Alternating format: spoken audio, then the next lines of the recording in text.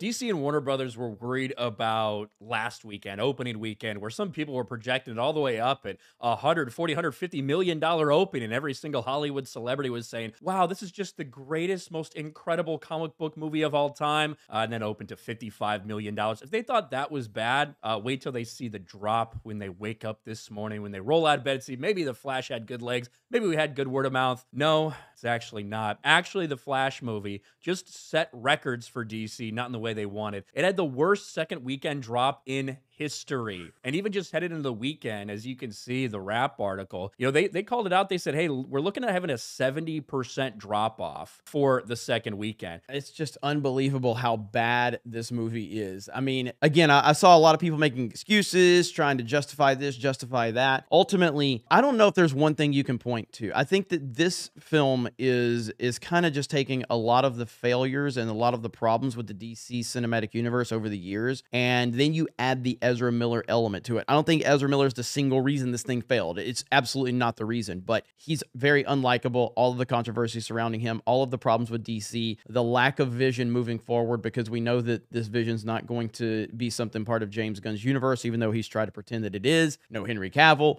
problem after problem after problem, and here we are. Yeah, it's horrific. This is nightmare territory. This is a studio that's lost money basically on everything that they've released lately, other than, I guess, The Batman. But it continues to get worse because not only were they getting shit on for obviously a terrible opening weekend and a historic drop, the only superhero movie that had a worse drop than this was Morbius. That's it. And that's not the type of movie that you want to be placed in anywhere next to it when it comes to box office results. But there was actually a promotion out there. We can see that they tried to do something. They tried to get people to the box office. Didn't really work. DC ended up getting roasted for this. Fandango was literally using buy one, get one free for a blockbuster superhero movie with Michael Keaton's return as Batman, all the nostalgia bait, all this, and they're forced to try to promote it using a buy one, get one code. Fandango ended up deleting that tweet. I don't know if it was out of embarrassment or maybe enough people cashed in. I don't know. But it's pretty bad when you have to use those type of tactics to try to fill up. When you have to try to get people desperately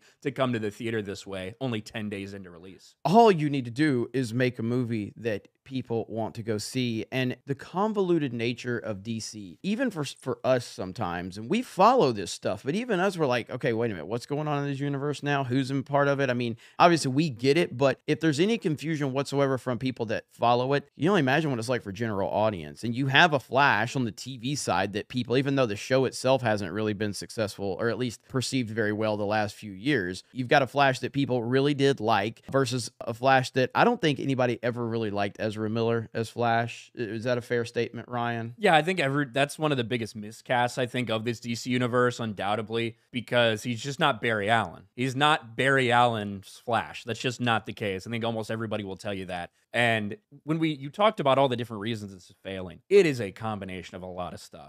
I think that Ezra Miller, that you can maybe blame about 5 to 10% of this failure on Ezra Miller's controversies. Yeah. James Gunn announcing a reboot, maybe like 5 to 10% you could blame on that. Maybe just the fact that DC's been so back and forth, so many different people in charge, so many cooks in the kitchen, whatever it may be. Maybe 5 to 10% of that. But when you combine all these issues, you end up with a movie that is now going to potentially struggle to break $300 million at the box office. To put that in perspective, the estimated marketing for this movie was around $150 million. If it doesn't crack $300 million globally, they're not even going to earn their marketing number back from the theater, which means it would have been better for them to not even release this thing at all, to make the movie, not market it, not spend any money marketing, and just put it on a shelf somewhere, and it would have cost them less money. My goodness. So right now, it's basically could lose up to $300 million, essentially. Is that what we're looking at? That's what a lot of people have said. I think it's absolutely possible that could be the case, depending on where this ends up. Obviously, just because, say, 700 million was the break-even point or whatever, you just want to throw a random number. Say 600 mil. If 600 million is the break-even point for this, and it makes $300 million at the global box office, that doesn't necessarily mean it lost $300 million, right? Because you have to factor in how much they are getting out of that revenue compared to how much they spent.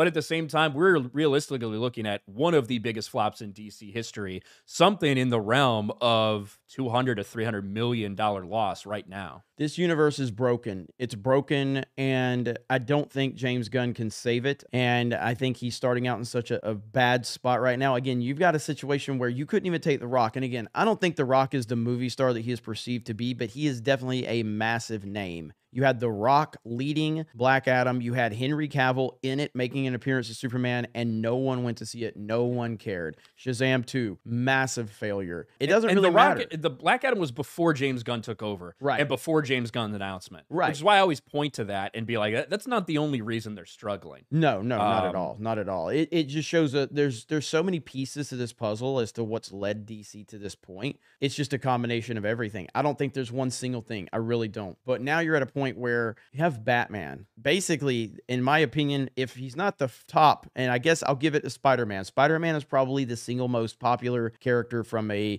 cinematic universe standpoint. Then it's Batman. And Batman has proven time and time again to be box office gold, no matter what you're doing with him. And even Batman, whether it's Michael Keaton's, whether it's Ben Affleck's, it could not bring any interest to this movie whatsoever. And the question would be, how bad would this movie been if it didn't have Batman in it? Yeah, I don't know. It's really tough to quantify the failure that this is. There's no doubt that everybody at Warner Brothers is probably panicking right now. They tried to pay people to say this movie was good. That didn't work at all. They tried to take a tack of, hey, let's have random Hollywood celebrities talk about how incredible this is, even though they have nothing to do with superheroes or these type of movies. That was a complete and total failure. Now everyone just thinks they're a joke. And a lot of the people who got access to this and talked about how it being the most incredible movie ever, a lot of those people have lost all of their credibility and they're freaking out.